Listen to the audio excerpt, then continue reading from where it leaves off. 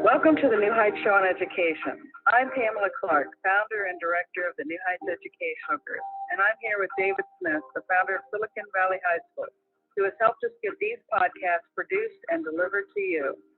Yes, Pamela, when we saw the great things that you and your army of volunteers were achieving at New Heights, we wanted to get involved. We're happy to work with you to leverage the internet to make quality education accessible and affordable to everyone, everywhere. Thank you, David. We appreciate Silicon Valley High School helping us to get these podcasts out to the hundreds of thousands of listeners from all over the world. So I hope you enjoy the show.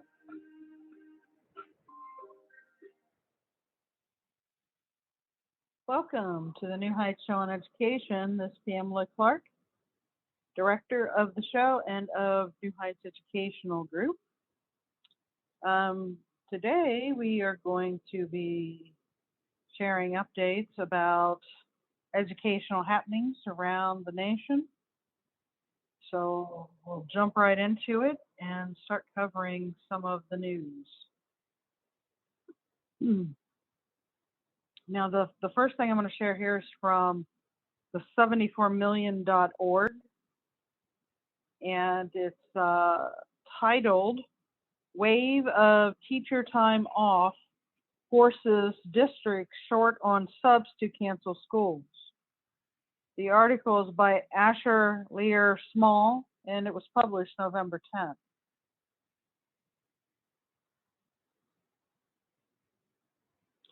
With schools across the country short on substitute teachers, staff taking additional days off around the holidays are forcing some districts to cancel classes. Seattle Public Schools announced that its 52,000 students would have no school Friday due to large shares of staff making Veterans Day into a 4-day weekend. And in Montgomery County, Maryland, the Board of Education voted this week to make a scheduled half day before Thanksgiving a vacation day for the district's 165,000 students because there are too few subs to fill in for the large number of educators taking off before the break. In an even more extreme case, Newaygo Public Schools in West Michigan made a last-minute call to shutter their doors from November 9th through November 15th due to high shares of staff out for COVID-19 and other illnesses, and for personal reasons. The district announced Monday, quote, we are unable to sufficiently staff our buildings to meet the needs of our students. Sub shortages are not unique to NPS, and there is a challenge that we, as well as many other districts, are facing. The district wrote in a November 9th unsigned letter to families. In Seattle, more than 600 educators requested substitute teachers for the day after Veterans Day, the district said. Quote, we are aware of a larger than normal number of Seattle Public School staff taking leave on Friday and do not believe that we have adequate personnel to open schools. The district explained in an email sent to parents on Tuesday, just 3 days before the shutdown. In Montgomery County, the sudden change to the Thanksgiving holiday prompted an outrage from some parents. To give families 13 days of notice, have you no consideration for parents in healthcare, parents who are essential workers, parents who basically count on the school schedule that you publish? That was a quote by parent Dr. Jennifer Reisman, as she told a local news station. Quote, you basically told us that you don't care about us. The closures further compound the disruptions that schools have weathered over the past 20 months of the pandemic, exacerbating the academic, social, and emotional challenges for many students. Quote, now is the time to double down and hopefully get students even more access to even more great instruction. Not less, says Tequila Brownie, Executive Vice President of the New Teacher Project, told the 74. With dwindling substitute teacher reserves in many school systems nationwide, Daniel Dominique, Executive Director of the School Superintendents Association, said there's little district leaders can do when educators request leave around the holidays. Quote, these are days that teachers can take, he told the 74.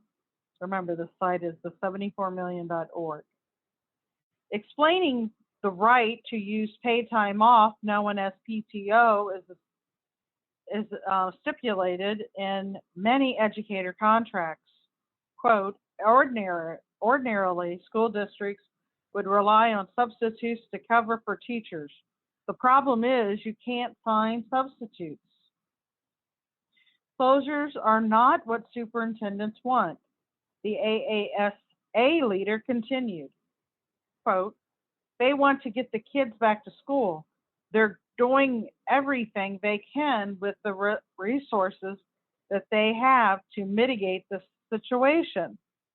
The pandemic, however, has shown the school systems can get creative, Brownie pointed out. School districts tap central office staff to help out with remote learning. She wonders whether it could have been possible to replicate those solutions to avoid school closures this time around. Quote, the most dismal option is to shutter the doors, said the education equity expert. In Montgomery County, the scheduling change comes on the heels of weeks of educator frustration and burnout. 2 weeks ago, teachers held a car rally to protest staffing shortages that they said were exhausted and stressing out employees. Signs taped in vehicle windows, laminated skeleton crews, and educators drowning in their workload, the Washington Post reported. During a press conference on Tuesday, Union President Jennifer Martin warned of a great resignation in Maryland's largest district of Montgomery County. And if Montgomery County does not improve conditions for its teachers, the school system currently has hundreds of staff vacancies, including 161 teaching positions, according to a local report. We hope you are able to take some time to rest and recharge during the extended Thanksgiving break, said a November 9th announcement to families and teachers signed Montgomery County Public Schools. Many school systems across the country have tried to preempt such situations by scheduling extra time for staff and students to recharge. Over a dozen districts, including Alexandria, Virginia, and Howard County, Maryland, recently announced days off or shortened schedules to fight burnout and provide mental health breaks for educators, according to a recent report from Burbio, a data service that has tracked school calendars throughout the pandemic. Districts' announcements generally did not mention substitute teacher shortages, though it's possible the desire to avoid needing more coverage for teachers than they could supply also play into the calculus for some school administrators. Policies vary on whether days off will have to be made up later in the school year. Most states require that schools be in session 180 days a year. A local news outlet reported that Montgomery County in 2021-2022 school calendar had 182 days built in, so the additional day off would not be affected. The Newaygo Public Schools used up five of its snow days in the current closure, reported Michigan Live. The disruptions planned and unplanned are yet another byproduct of the pandemic, said Dominic. He's hopeful that newly authorized vaccines for younger children will help make the situation more normal by the spring. Okay. But in the meantime, he acknowledged that scheduling changes may frustrate many families. Working families very much are dependent on having their children in school, he said. What are your thoughts on this article? Leave a comment. Let us know what you think of this situation. Okay, another article that I came across in justthenews.com. This was published. I'm looking for a date. Bear with me. The title of the article is School Board Reinstates Educators Fired for Proposing Male-Only, Female-Only Bathrooms. Yes, you heard that right. Their lawsuit continues against allegedly chilling district policies, and lawyer says he doesn't know conditions of their reinstatement. So this was shared also on November 10th, 2021, and it says Oregon's Grant Pass School District voted to reinstate 2 educators this week after terminating them this summer for starting a campaign to keep biological male and females in their own school restrooms and locker rooms. Assistant Principal Rachel Damanino,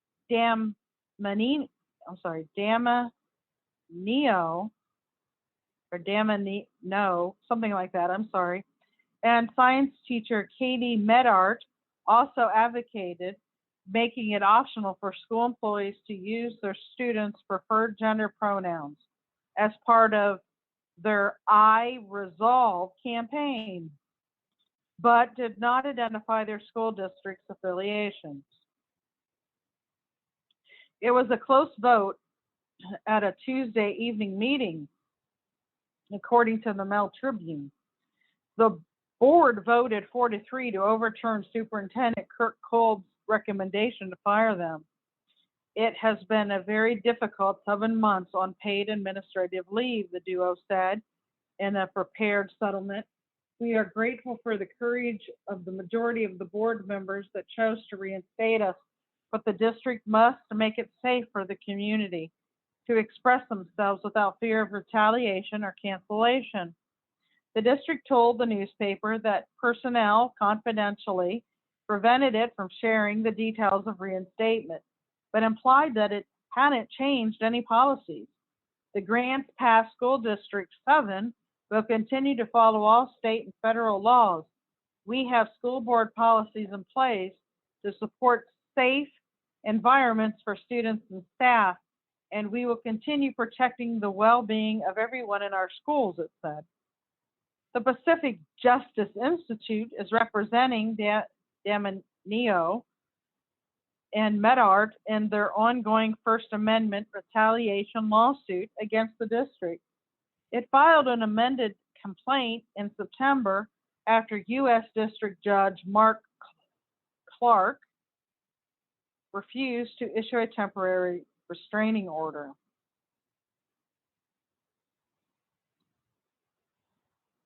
Staff attorney Ray Hake thanked board member Cliff Coleman for reversing his summer vote this week, swinging the majority, but said the public interest law firm didn't know the terms of their reinstatement.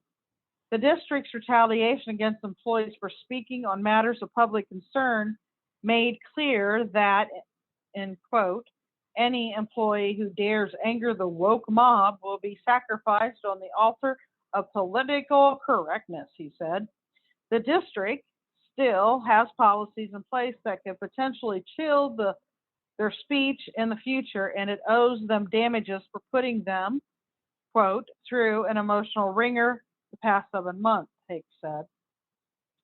Judge Clark approved a protective order on Monday to shield documents and information relating to student records protected by the Federal Education Rights and Privacy Act, or FERPA, and medical and counseling records during litigation. Okay, so um, one second here.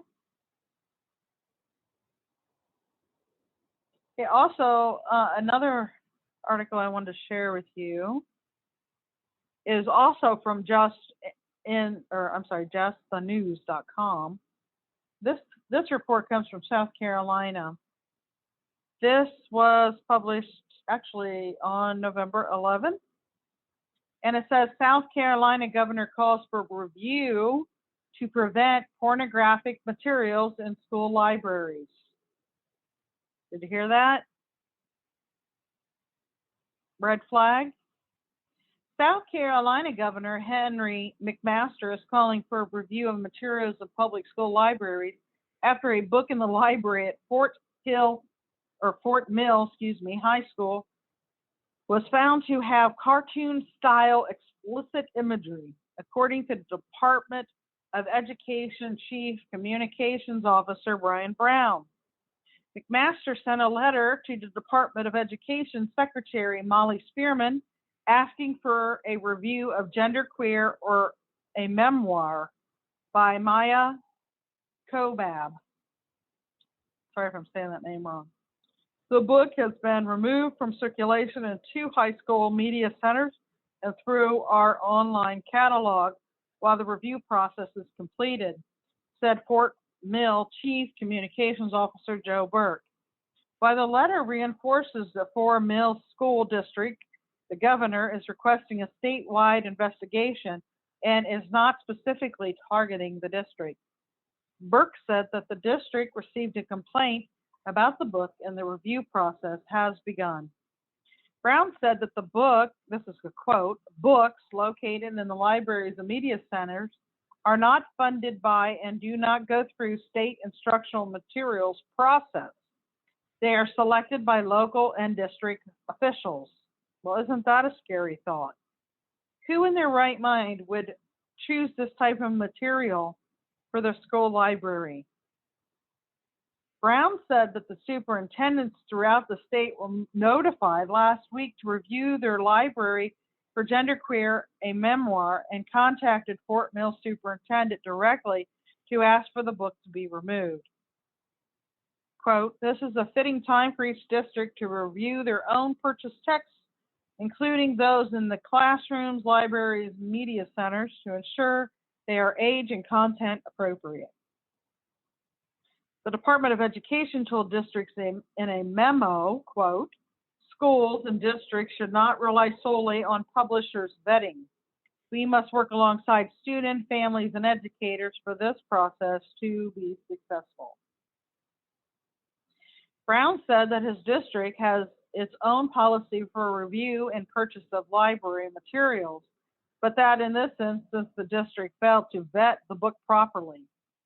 Quote, if school personnel had performed even a cursory review in this particular instance, it would have revealed the book contained sexual, explicit, and pornographic depictions, which each meet or exceed the statutory definition of obscenity, McMaster said. Further quoting, thus, I am concerned that further examination may identify additional instances in which inappropriate materials have been introduced into our state public schools. Brown said that the Department of Education has begun a review of the district's policies on locally purchased texts and its plans to recommend improvements to those policies. The governor said that he notified the state law enforcement division so that it could investigate if any state laws were broken. The governor asked the State Department of Education to create a statewide standards for review of library materials to prevent this from happening in the future. Quote, for sexually explicit materials of this nature to have ever introduced or allowed in South Carolina schools, it is obvious that there is or either a lack of or a complete breakdown in any existing oversight process or the absence of appropriate screening standards, McMaster said. Therefore, I respectfully requests the Department of Education promptly investigate this matter on a statewide basis and identify whether any systematic policy or procedural deficiencies exist at the state or local levels or both. What do you think they'll find? Who's behind all of this? We're going to take a quick commercial break as you ponder that question, and we'll be right back. Hello, if you enjoy the New Heights show on education or donate for our organization, please visit www.newheightseducation.org. While you're there, check out our online store at new-heights-education-group.myshopify.com.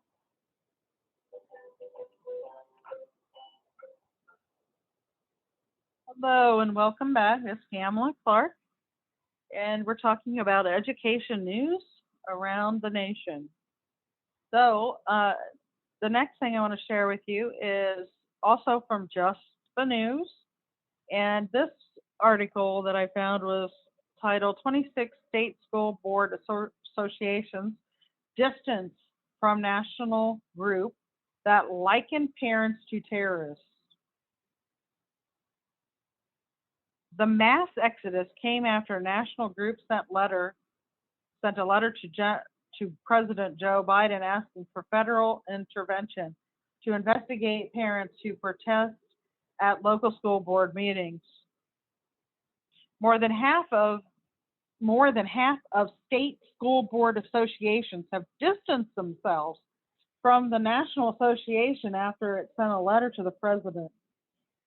Of the 26 that had the letter sent, the 11 have discontinued their membership with the National School Board Association, the NSBA, after Kentucky did so Wednesday. In the September 29th letter, the NSBA likened parents protesting the teaching of critical race theory, listen to this, mask mandates, and other local school decisions to domestic terrorists and sought federal help. The NSBA is a national association that state school board associations are members, and members pay dues to. In response to the NSBA's letter, the U.S. Justice Department and Merrick Garland instructed the FBI to monitor and investigate parents protesting at local school board meetings. Parents Defending Education emailed 47 state school board associations for comment on the NSBA's September 29th letter. Hawaii and Washington, D.C. associations are not NSBA members, and Virginia and Louisiana had already made public statements by the time PDE sent the letter. PDE asked the associations to confirm or deny if they were in agreement with the NSBA's position, to state how they define intimidation, harassment, and threat, and if they plan on reporting individuals in their states to the Department of Justice. It also published their responses online.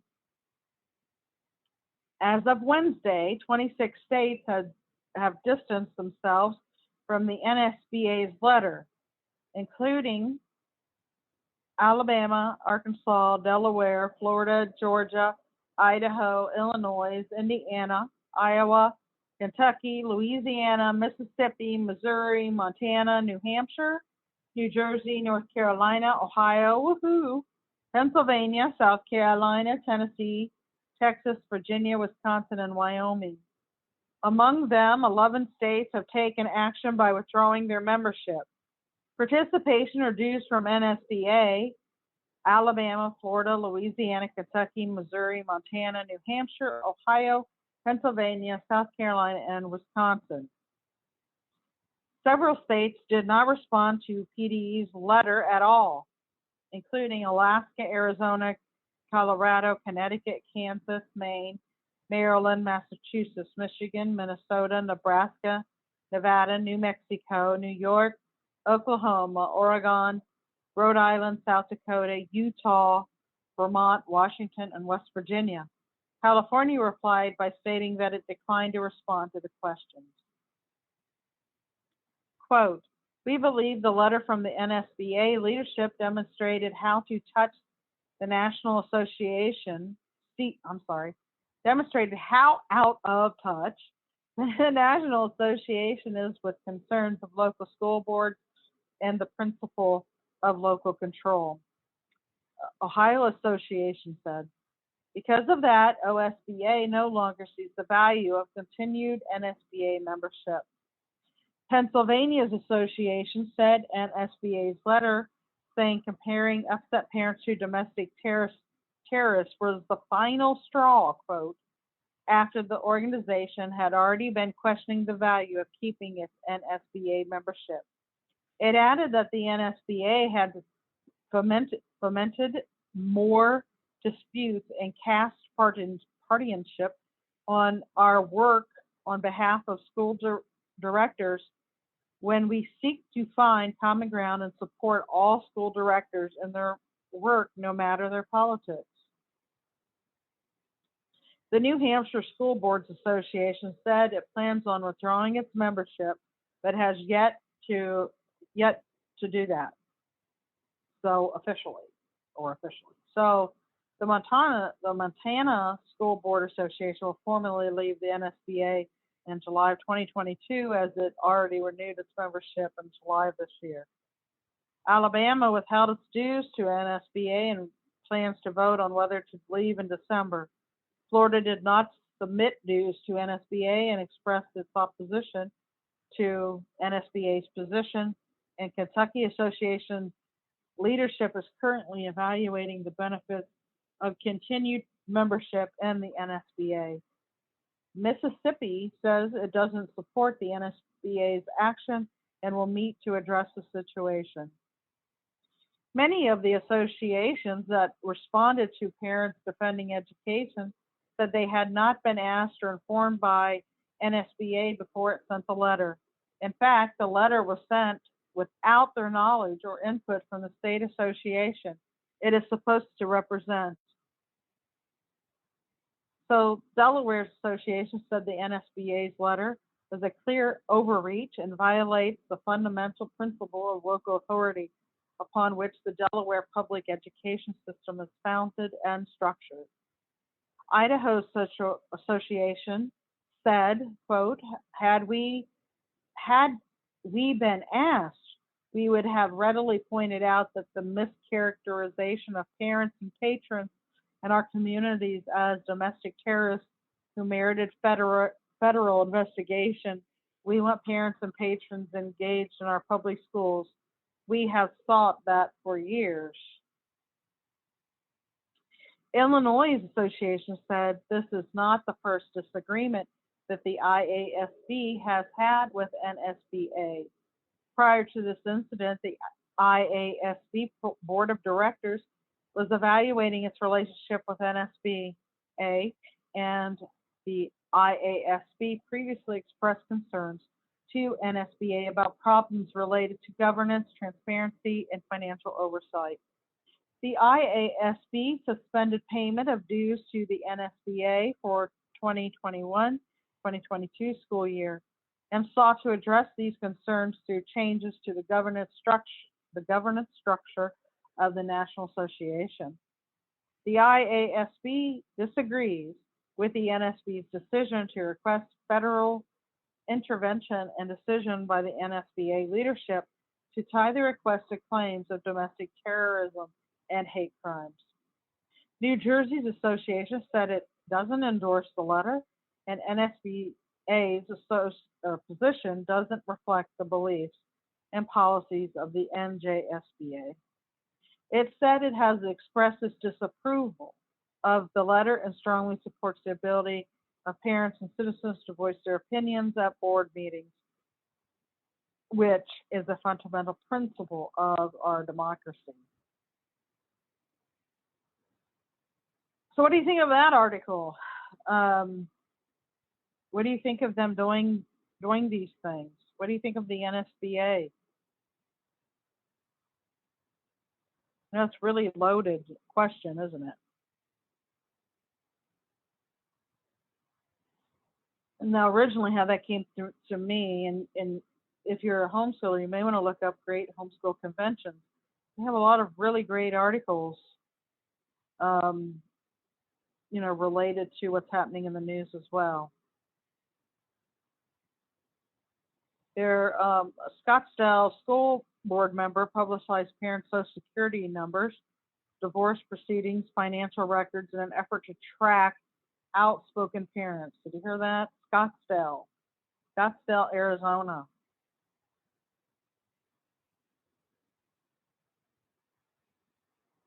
Okay, we're going to take another really quick commercial break and we'll be right back.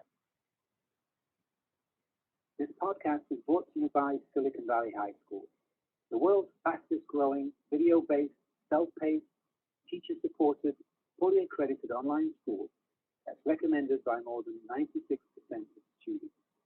Take individual courses at just $95 each, or earn your high school diploma at any age. Check us out at svhs.co. Hello, welcome back. This is Pamela Clark. You're listening to the New Heights Show on Education. The next article I want to share with you is from thedailywire.com. And I don't know if you remember seeing or hearing the videos, recordings of a Virginia mother who exposed the pornographic reading material in curriculum, and someone had recorded her and posted it. And I guess as of November 9th, this article from Ash Chow of the Daily Wire reports that that parent is barred now from entering the high school library. You hear that? The thing that she exposed, has that been removed? I don't know. Has it? But she is barred from the library. The Washington Examiner reported that Stacy Langton was told by Fairfax High School acting principal Maureen Keek last week that she could not enter the school's library. Langton had entered the library earlier that week with her son to check out a book. Langton told the Examiner that Keck called her to let her know that she was not allowed to enter the library. Langton questioned the principal, who then told her this was school policy that applied to all parents. Ever heard of Pinocchio? I think his nose is growing. Keck told me that no parents are allowed into the library, Langton told the outlet, so I asked her to send me the specific policy so I could see it for myself. Langton also told the Examiner that the school librarian made no mention of such a policy when she went with her son to check out a book earlier in the week. Langton said the librarian even helped them find the book they needed. It was the next day when Keck called her. Quote, in response to Langton's request to see the policy, Keck sent her a school policy that was reviewed by the Washington Examiner and makes no mention of restricting parent access to the library, the Examiner reported. The policy makes no mention of restricting visitor access to parts of the campus anywhere, providing all visitors sign in at the front entrance and obtain a visitor's pass. Langton said that while she signed in, the machine that provides visitor passes was out of order and had been for weeks. As the Daily Wire previously reported, Langton made national news when she read from several books available to students that included graphic depictions of sex and pedophilia. She read aloud one section from the book called The Lawn Boy. And I'm not going to go over what she said, but again, I have a feeling many of you did hear it. Langton was scolded at the school board meeting where she spoke because there were children present. Did you just hear that? She was scolded because children were present. Days after Langton read from the books, they were pulled from the shelves. So they have been pulled from the shelves. Whoopity-doo!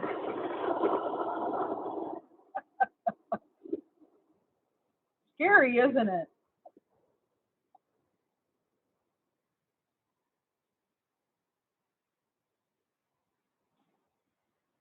Okay, so um, another one I wanted to share with you. So much happening all the time. Okay, this is kind of some footnotes and some things from an email that FRC Action sent out. And the title of their email was Education, Not Indoctrination. It was sent out on November 11th. And it just had some interesting facts I wanted to share with you.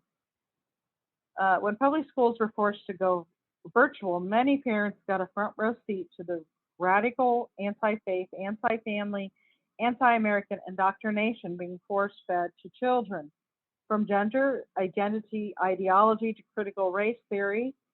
By the way, we're going to be doing a show on critical race theory really soon, so check back for that. Um, anyway, so and the revisionist 1619 project branding America as systematically racist from its founding until today. Parents realized that the local public schools were filling their children's minds with lies, hatred, and division. And these parents are horrified. Now, a nationwide surge of outraged parents is ready and willing to fight this radical indoctrination of their children. We saw this most recently in Virginia elections, where parents overwhelmingly voted in conservative leadership that promised to preserve their right to decide how their children should be educated. And it has that, and today's most recent or critical front lines of that battle are local, especially the nation's 13,800 public school districts. FRC Action is offering urgently needed expertise, training, and so forth to these families, supposedly. I'm not really familiar that much with FRC Action. It's just another source of information that I have, and you can kind of learn more about them yourself. Um, they did also report that middle school students in Rockingham County, North Carolina, were forced to stand up in class and apologize to their non-white classmates for their privilege. Did you hear that? What do you think of that? A lightning strike. A head teacher in Manhattan was caught on tape acknowledging that his school's curriculum teaches white students that they're inherently evil, and saying we're demonizing white people for being born. Tanner Cross, an elementary school teacher in Leesburg, Virginia, was suspended after stating at a school board meeting that he would not affirm the gender identities as his students are contrary to their biological sex, calling it lying, a psychological abuse and violation of his religious liberty.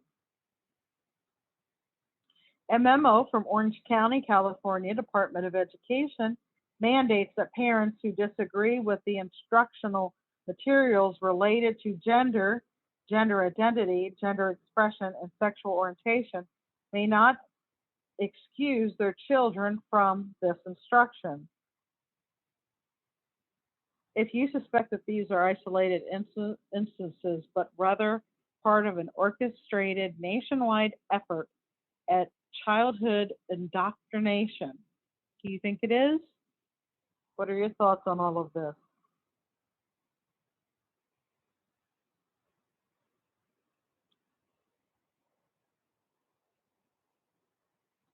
Also, a report from ASCD, Smart Brief, which is a news for the education profession. It comes in an email as well to New Heights. And some of the headlines that they're covering include North Carolina that's adopting a science-based reading approach, um, and one district began teaching the science of reading. 59% of elementary students began reading at grade level, up from 52% from before the change.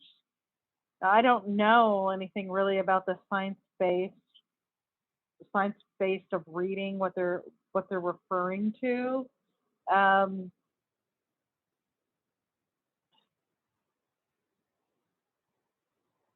but reading is not rocket science. I mean, public school fails at teaching people to read in general to a large extent. And sometimes they blame race or family life or whatever on it, but it's really not that difficult. In our opinion here at New Heights, students need phonics. They need to learn not just how to memorize, but how to learn words and through phonics. So um, I'm a little skeptical about that, but I don't know enough about it really to say if it's a good thing. But if they're seeing an incline and students being able to read, then I would say that's a good thing. Um, did report earlier in the show about schools scheduling due to staffing shortages, and that's happening other places, um, and not just in the place that I had mentioned.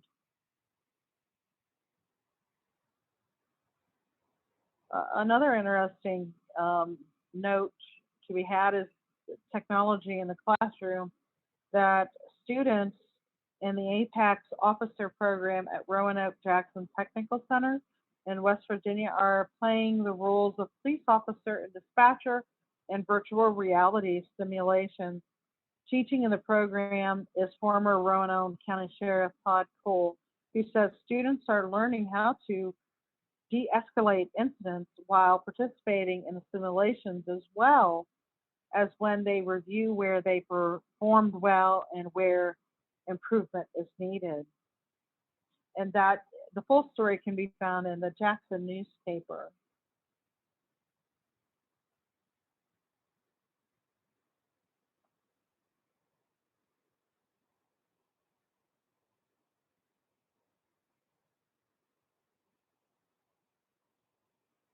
Sorry, bear with me for a moment.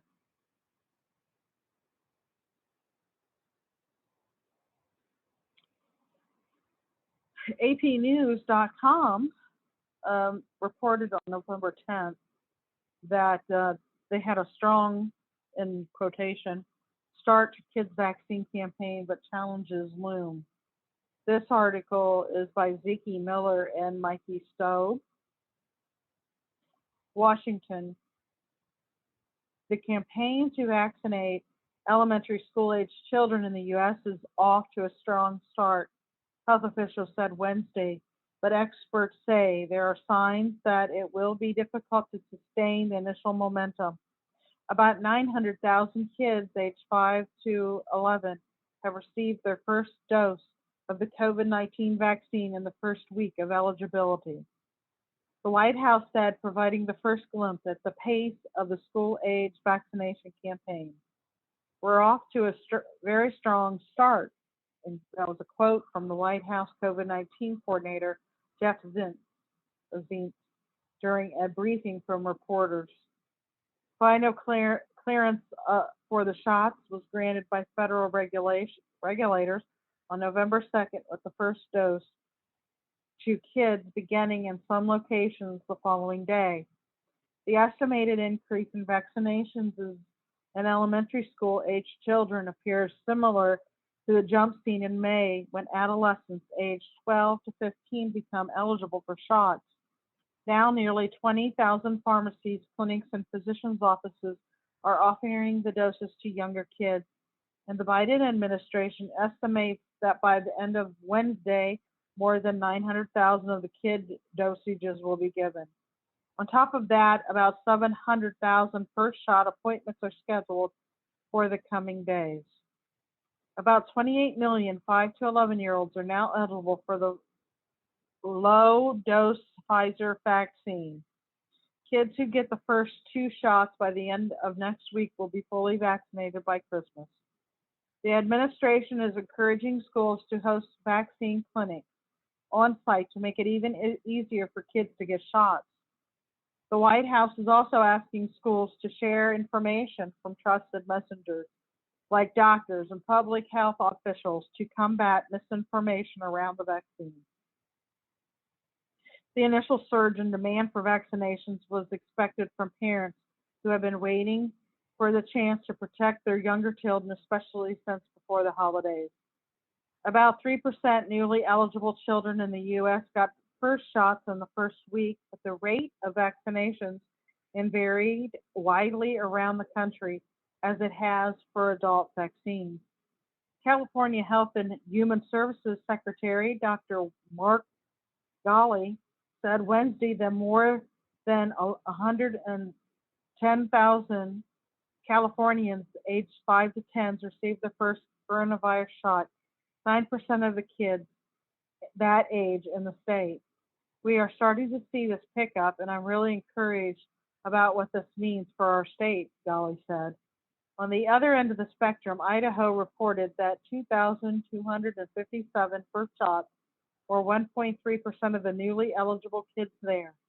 In West Virginia, Cable County, High Demand led local health officials to start setting up vaccination clinics in all county's public middle schools.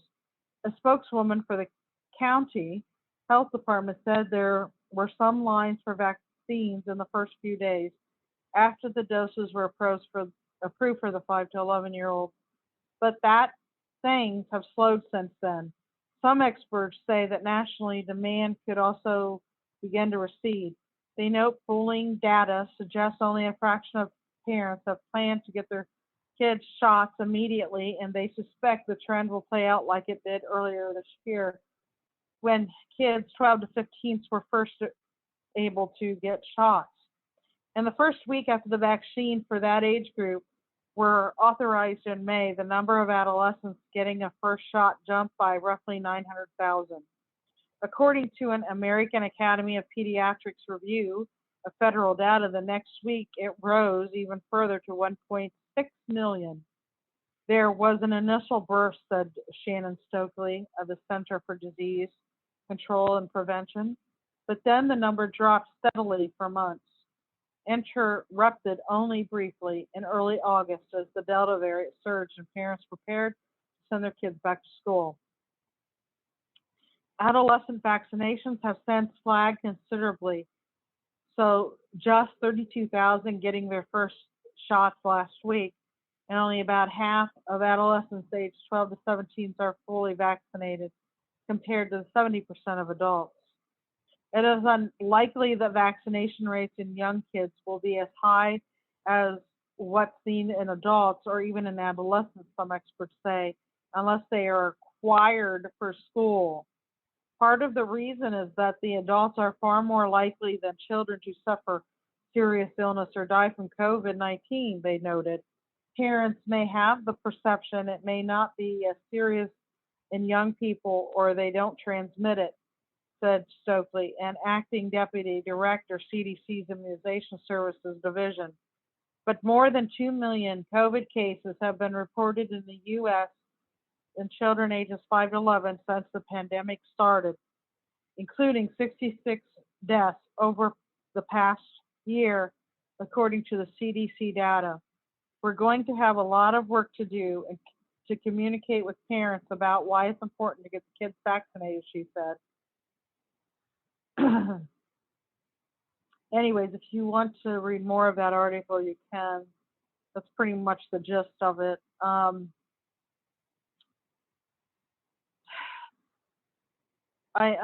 not for the mandates. I'm not for these are not vaccines that they're giving these kids. The miscommunication is from their end, not from people that have studied about this. And there's more doctors, more medical staff that are against these mandates than that are for them. So that should make you think. And also, something else I kind of wanted to share with you is that I have a family member that lives in Wisconsin, and when we talk, um, her news is quite a bit different than our news, and she has asked me more than once, don't you hear about these stories where you're at? And I say no. So what stories am I talking about? Well, I was speaking with this family member this week, and they had a friend that died of, she believes, the vaccine. She was an older woman, and she had, we don't know how long, well, we know she had the shot in April, but by June, she was complaining to my family member that she was very tired, and she was not able to breathe. Now, she did have a history of bronchitis, and this COVID-19, whether you get the vaccination or you get COVID-19, it does seem to target the weakest parts of the human body in that specific person. So wherever their problem areas are, that's where it goes. So that the story kind of backs it up as well. So she was complaining not being able to breathe. She couldn't walk her dogs any longer, and each month she just got, sicker and sicker. Um, she, how we always kind of rationalize in our minds, well, what if it's this? What if it's that? What if, she rationalized because there was a lot of smoke coming from fires from Canada, and then also the history of bronchitis, and she did have a hip replacement. And she went to the doctor, and they said it was situs, and but they kind of rolled out the other things. Um, Now, when my family member went to her home and had to call an ambulance, she had a fever when she arrived, to her hair soaked and sticking, to her head. Um, my family member called the ambulance. They went to the hospital. They hooked up the ventilator, and that's pretty much it. Um, 2 weeks later, she was gone. My family member did try to talk to the doctors there about it possibly being COVID related from these shots, because she did receive 2 shots in April. They would not even discuss it with her in any way. They marked on the death certificate that it was septic shock from pneumonia, and they pretty much just shut her down. They didn't want to talk about it. They did run multiple COVID tests on her, and they did come back negative. But then, as we were talking about that, she was talking about other cases. She says they hear about it all the time. Like, and these are like family members, like friends of hers and their family members, and people that she knows that are going in for these shots, and things are happening to these people. So there was another person that she heard about, again from an immediate contact to her, that was she was a marathon runner, very fit and very athletic, and um, she had the shot, and within a week or two, she was paralyzed all over her body. She's currently paralyzed. So, but there was nothing wrong with her before the shots. And then another story, um, that again, she knows these are all real because she knows all of these people. She's a friend of this young girl's mom that was 23 years of age. The girl's 23. And the young girl didn't want to take the shot. The mom didn't really want her to take the shot either. But her uncle was a doctor, and um, he talked her into it. He talked the 23-year-old into it. And within 2 weeks of the girl getting her shot. She was paralyzed. He didn't live in Wisconsin, this uncle, but he came back to try to get help and stuff like that, but it was too late. The shot had done its damage. There was another doctor in Wisconsin that took the shot, and he got sicker and sicker. He could no longer do surgeries anymore, stand for very long, and I think he's still dealing with it, from my understanding. But she says this is all the time. Um, they live in a small community, and most people get their vaccines early, and this is what's happening all the time. It's common word of mouth there, and including in Warsaw. You can check this out yourself. Do you have any family in Wisconsin? You may want to look into it, right? Okay, we're going to take a quick commercial break, and we'll be right back. Hello, you join the New Heights Show on or donate to our organization. Please visit www.newheightseducation.org. While you're there, check out our online store at new-education.myshopify.com.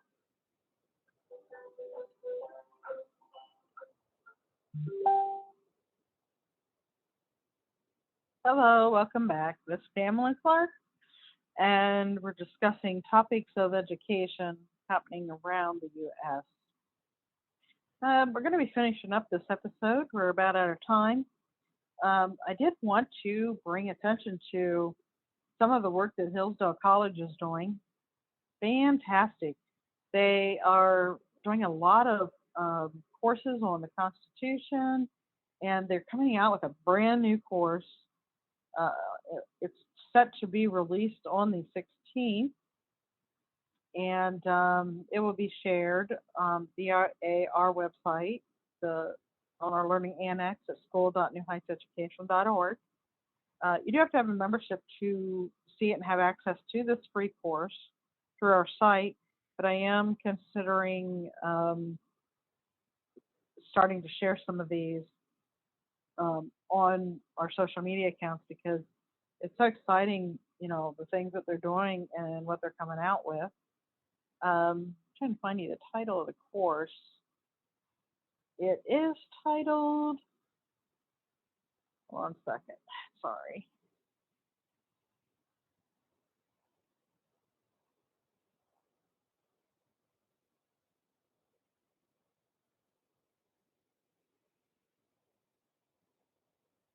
Ooh, it's not the one I was looking for. Okay, so still looking, sorry.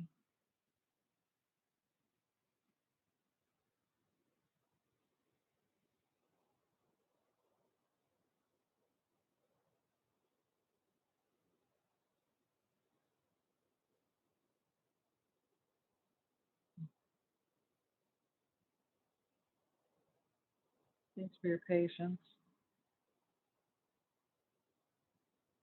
Oh, it's American Citizenship and its Decline. Comes out to be released November 16th, and it is going to be free to enroll in. And again, Hillsdale College is putting that out. They have some really great free courses through our site and through their site, of course, as well. And then I invite you as well to look up Kathy Woodring's show here on our radio, in our radio network, and listen to her American history-based shows as well. She's done a fantastic job covering American history and why it's not a racist history. So, anyways, I really appreciate you listening to our show. I hope this helps keep you informed and updated on the happenings in the world of education that others aren't covering. And I invite any homeschooler or public school family that are fighting these mandates to reach out to me by email, newheightseducation@yahoo.com, or call me at 419-786-0247. I'd love to have you on our show. And we hope that you take us up on it. Have a great night, and thank you for your time. We hope you enjoyed today's show. Don't forget to rate us and follow us on your podcast player. Check out our show page, radio.newheightseducation.org, for monthly announcements and other happenings.